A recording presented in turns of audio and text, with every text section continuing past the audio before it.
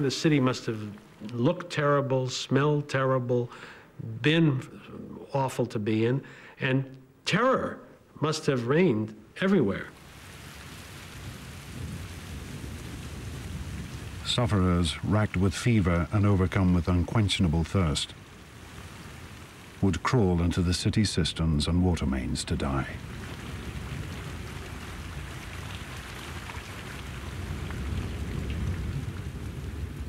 Thucydides witnessed the scene in Athens streets. The bodies of dying men lay one upon another, and half-dead creatures reeled about the streets.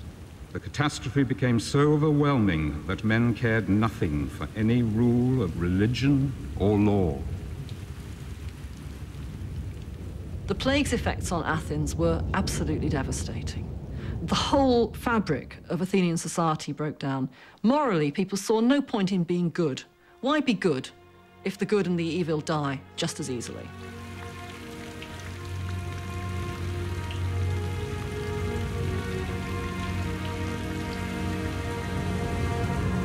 The plague would kill over 1/3 of Athens' population.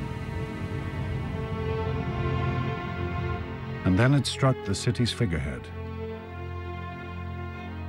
Pericles.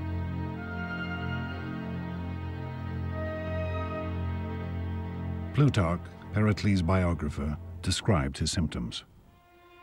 The plague seized Pericles, not with sharp and violent fits, but with a dull and lingering distemper, wasting the strength of his body and undermining his noble soul.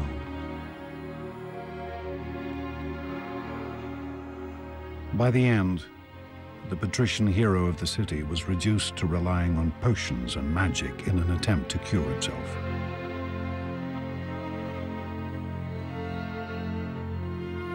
He showed one of his friends a charm that a woman had hung around his neck, as if to say that he was very sick indeed when he would admit of such foolery as this.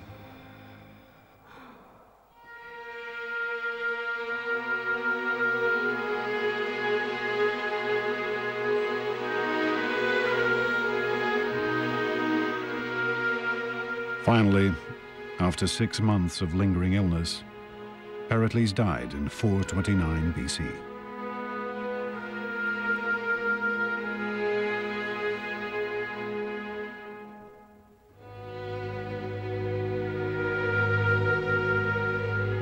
Pericles had planned to make Athens into the Mediterranean's greatest power. But his carefully calculated strategy had brought only disease and death. Like most brilliant men, like most people who have had great success all their lives, Pericles simply underestimated the degree to which some things are out of the control of the very best intelligence and the very best knowledge that there are.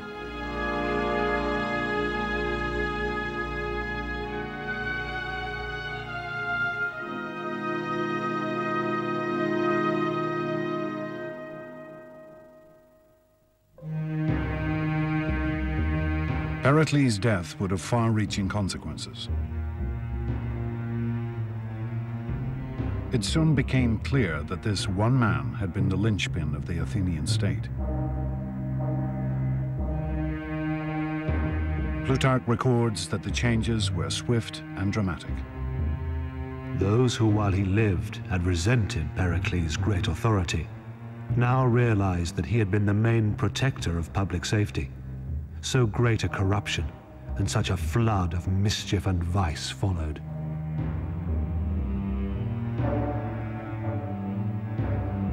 The flaws in Athenian democracy now became apparent. Without a single strong leader, countless figures now scrambled for the top position. And they were prepared to do anything the people wanted if it gave them power. Pericles' successors, who now wanted to occupy the top position, simply followed the prejudices and passions of the masses in order to gain support.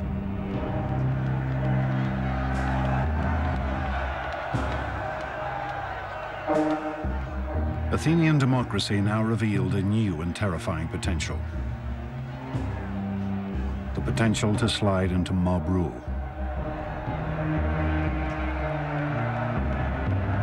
Crippling her ability to fight a war.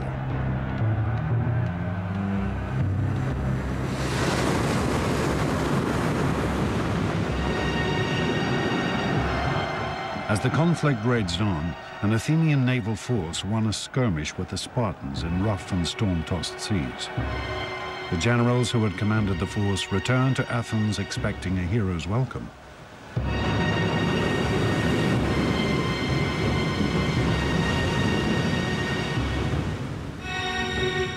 Instead, they were thrown into prison.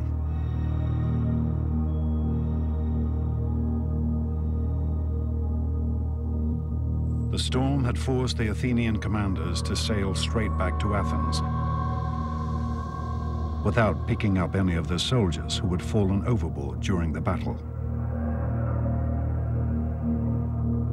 Rabble-rousing speakers had convinced the assembly that this failure to rescue the men was a crime so appalling that all the generals should be summarily tried and executed.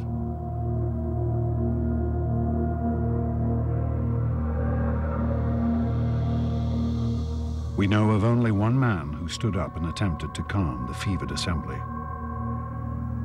Sokratis. Sokratis alone, and against the very, very serious and vocal and aggressive and mad, furious reaction of the public, stood his ground and said it was the wrong thing to do. He was going to vote against it. Socrates' principle of questioning the society he lived in now had a real and practical purpose.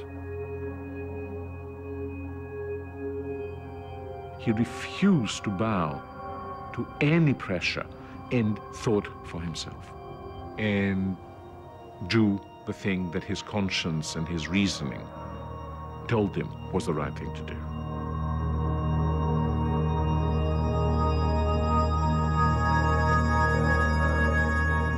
But in the end, Socrates was only one voice amongst the multitude, and he could not sway the assembly.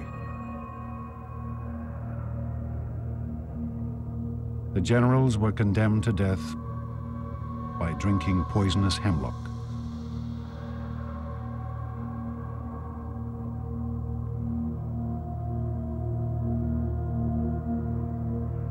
It would be a terrible loss to Athens' war effort.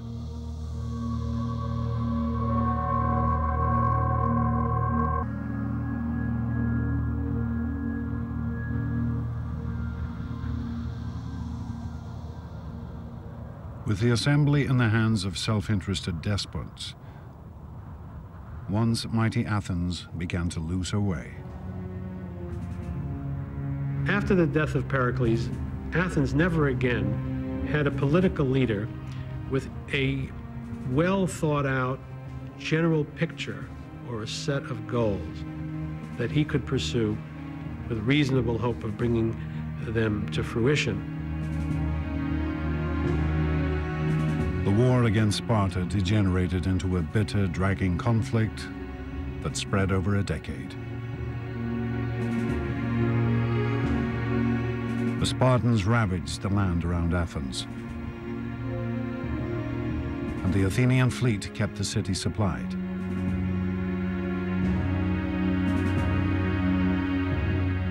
Neither side was able to defeat the other.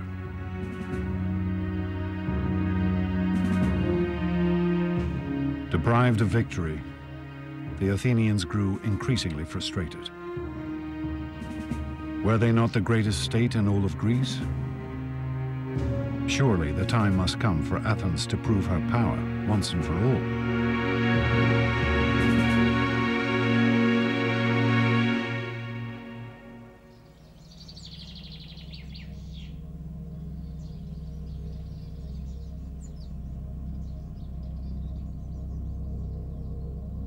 Then, in the year 416 BC, a daring proposal was put before the assembly.